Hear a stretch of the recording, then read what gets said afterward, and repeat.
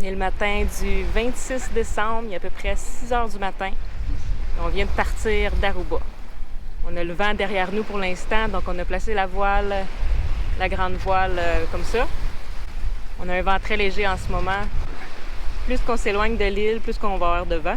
Si vous voyez ici les petites lumières, c'est des plateformes de forage. Donc aussitôt qu'on va être passé ça, on va ouvrir le génois aussi.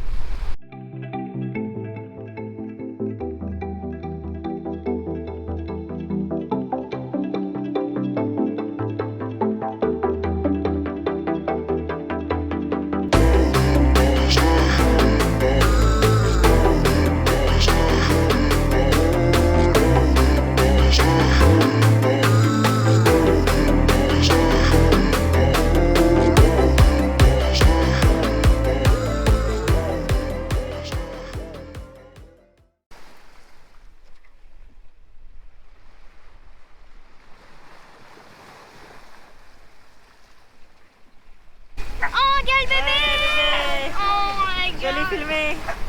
1, 2, 3, 4, 5. On sera toujours heureux d'être accompagné par les dauphins dans une traversée vers un nouveau pays. Chaque fois, on a le cœur rempli de gratitude de pouvoir observer ces mammifères marins dans leur milieu naturel. De les voir s'amuser ensemble tout en se déplaçant nous rappelle qu'on a plusieurs points en commun, parce qu'on aime être libre et se déplacer nous aussi. Les dauphins sont parmi nous!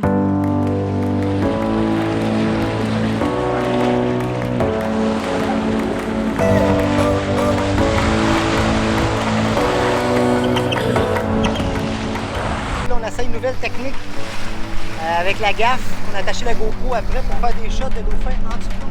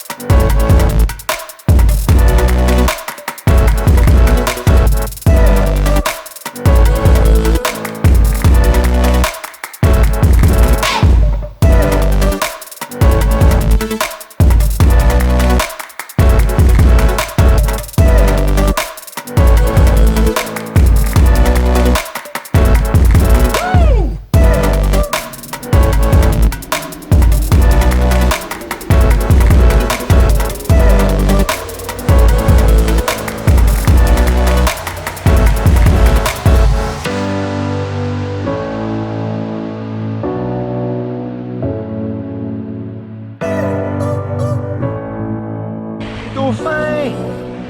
On arrive à notre mouillage. Malade. On est le 27 décembre, donc on est à notre deuxième journée de navigation d'Aruba à la Colombie. Hier, on n'a vraiment pas beaucoup filmé, on s'excuse. On n'était vraiment pas dans le mood. C'était pas notre meilleure journée.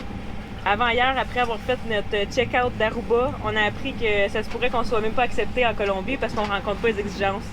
Donc ça se peut qu'on pourra même pas visiter ce beau pays-là. On est pas super content de ça parce que ça veut dire qu'il va falloir faire beaucoup de navigation puis se rendre finalement au Panama. On va quand même s'essayer, on va voir ce qu'ils vont dire, mais il y a des grosses chances qu'il va falloir continuer au Panama. Puis en plus, hier, c'était une de mes pires journées de navigation. Pas parce que les conditions étaient difficiles, mais parce qu'en fait, il était très très bien.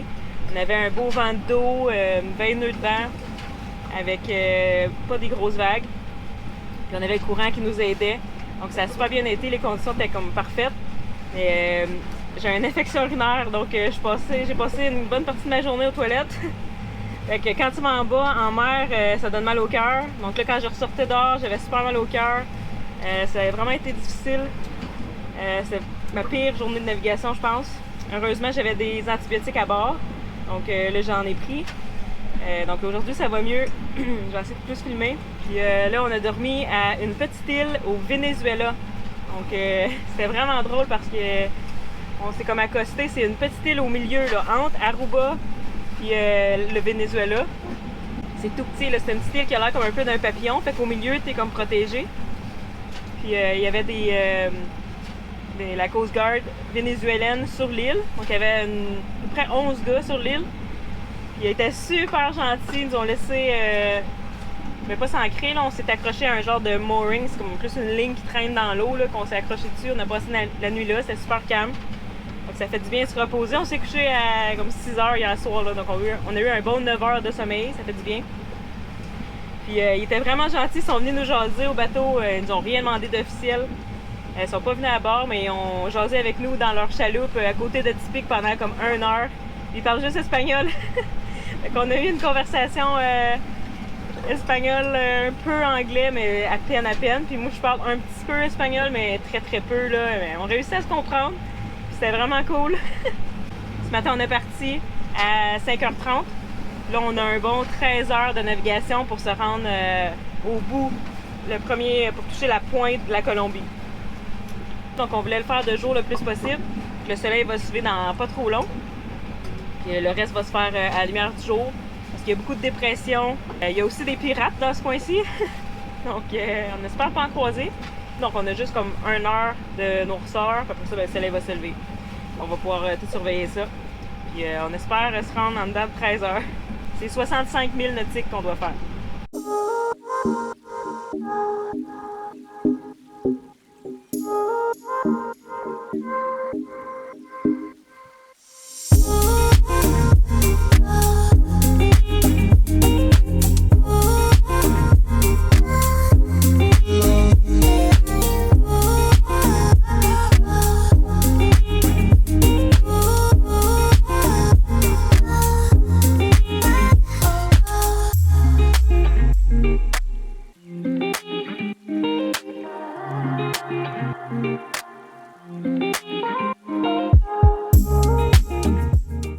On a fait 22 000 nautiques.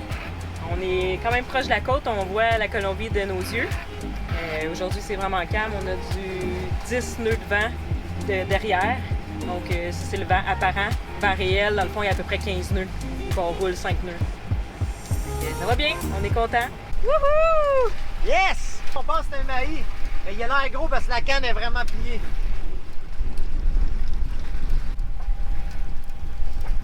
Oh! On commence à le voir là-bas. Ouais. Ouais, c'est Marie. Ok, je l'ai bien. Je l'ai. Et pour boy. Wouhou! Je vais aller dans la ligne.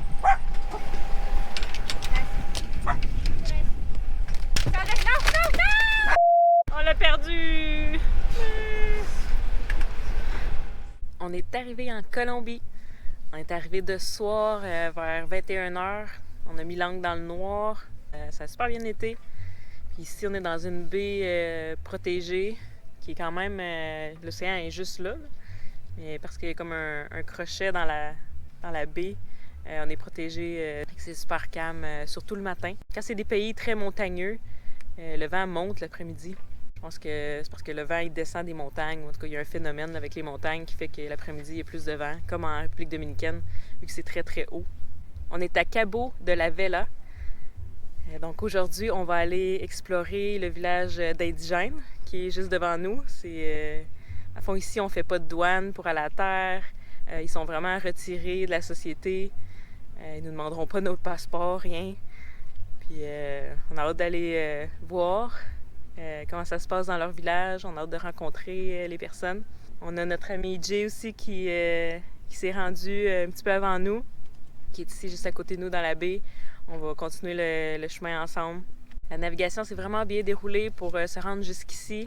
On a choisi une fenêtre météo parfaite. On avait choisi une fenêtre qui disait des vents de 10 à 15, rafale à 15. Donc très calme. C'est rare dans ce coin-ci, aussi calme. Ça a bien tombé parce que c'était exactement les dates qu'on voulait partir. On voulait partir aussitôt que Loïc quitte pour explorer la Colombie. Ça faisait quand même presque 2 mois qu'on était à Aruba. On attendait justement que Loïc vienne pour après ça pouvoir partir.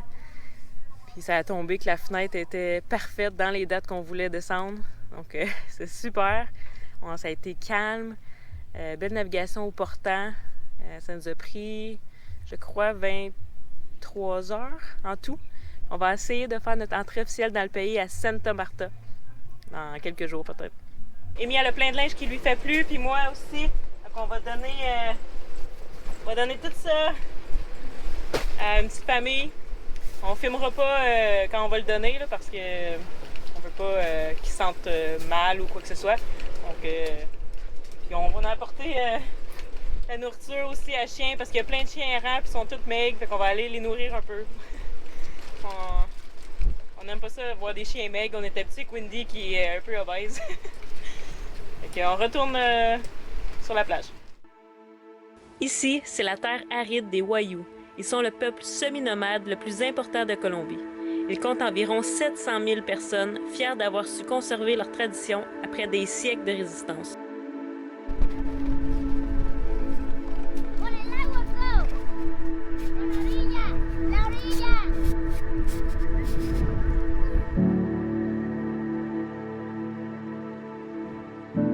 T'inquiète, t'inquiète.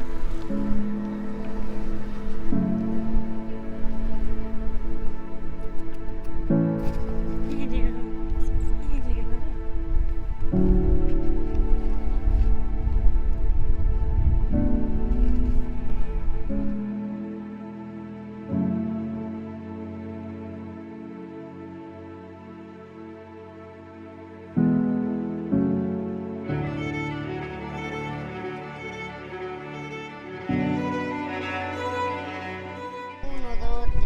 Ah! ¿Cuánto? Oh! Mas. 1, 2, 3, 4, 5, 6, 7, 8, 9, 10, 11, 12. Pendant qu'on attend que le chien termine de manger, le petit voulait savoir combien de lumière il y a sur la GoPro. 26, 27, 28, 29, 28, 29, 30, 31, 32, 33, 34, 35, 36. 36, mucho. Mucho!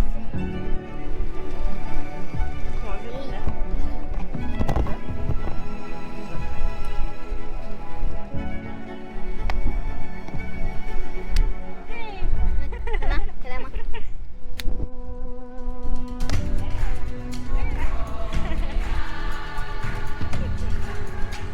Voilà!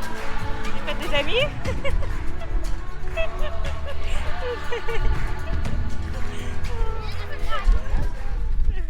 On revient de la plage, on a eu vraiment du plaisir. On avait apporté un sac de manger pour les chiens, puis les enfants nous aidaient à trouver les chiens. On donnait un peu de manger à chaque chien avec les enfants, c'était vraiment cute. Ils étaient contents. Même les adultes, ils nous disaient merci, puis ils étaient contents. C'est cool. Tu aimais ça? Ouais. On est en meeting. Demain, on navigue. C'est supposément le bout qui va être le plus difficile. On est à Cabo de la Vela. On essaie de se rendre à Santa Marta. 136 000 nautiques qu'on a à faire. C'est difficile parce que les vents ils descendent 18 000 pieds de la montagne. Puis en tout cas, ça crée des phénomènes. Il y a du courant qui se mélange là-dedans. En tout cas, avant Santa Marta, il est censé avoir une montagne qui a de la neige dessus, tellement qu'elle est haute. Puis c'est ça qui crée aussi les vents puis tous les phénomènes bizarres, là. Fait que ce qu'on regarde avant la navigation, c'est Windy. Et on a notre tablette avec Navionex, le chemin qu'on va faire. Fait que demain matin, on partirait très très tôt parce que le matin, il n'y a presque pas de vent. Puis vers 9 h le matin, le vent se lève. Demain matin, il annonce du 18 rafales à 25. Tu vois, comme aujourd'hui, il annonçait 14 rafales à 22, puis il y a au moins du 30 nœuds en ce moment, là. Donc c'est beaucoup plus de vent que qu'est-ce qu'il annonce. Ça va être rock and roll. Ouais. Mais ça. Pas pour rien qu'il appelle le Cap Horn des Caraïbes. Là. Ouais.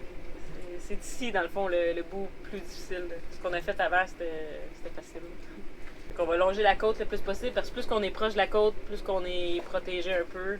On le voit sur Windy, quand on est près de la côte, c'est en vert, le vent est plus faible, puis après ça, ça devient jaune plus que tu t'éloignes de la côte. On a hâte d'arriver, là, parce que c'est quand même stressant. Ben oui, c'est stressant. C'est... Ça peut changer vite, la mer se forme vite, les vagues sont fortes. Tu prends pas ça à la légère parce que c'est pas long d'avoir des rafales à 65 en mer. Puis à cause de la montagne que Jay disait justement avec la neige, là, et dans le milieu de nowhere, à un moment donné, ça monte pendant 30 secondes à 65 nœuds de vent, d'un coup. Je sais pas d'où ça arrive, mais c'est à cause de ce montagne-là. À Santa Marta, on va être protégé, puis on va aller à la marina, puis c'est là qu'on va faire notre entrée dans le pays officiel. Ouais.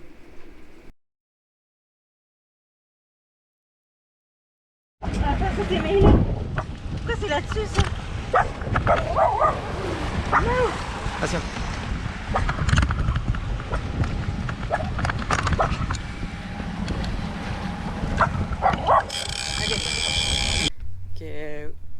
Aujourd'hui, pour se rendre, le prochain arrêt, ça va être... Ouais, non, on va faire d'autres arrêts avant.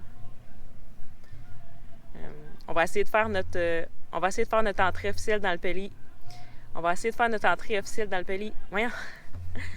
Mais plus qu'on s'éloigne de l'île, plus que la côte, plus qu'on va avoir le vent de derrière nous. Plus qu'on s'éloigne de la côte, plus qu'on s'éloigne de l'île, plus qu'on va avoir le vent derrière nous. Voyons. Merci énormément à vous tous qui écoutez nos vidéos toutes les semaines et à nos chers Patreons. Par vos j'aime, vos commentaires touchants et vos partages, vous nous donnez l'énergie pour continuer ce périple qui n'est pas toujours rose et facile. On aimerait également souhaiter la bienvenue à notre nouveau Patreon cette semaine qui est Philippe Lecoq. Merci! La semaine prochaine, on navigue jusqu'à Santa Marta. On doit dormir dans le cockpit pour éviter de se faire voler à nouveau et notre ami vit le pire cauchemar qu'un navigateur peut vivre. À la prochaine!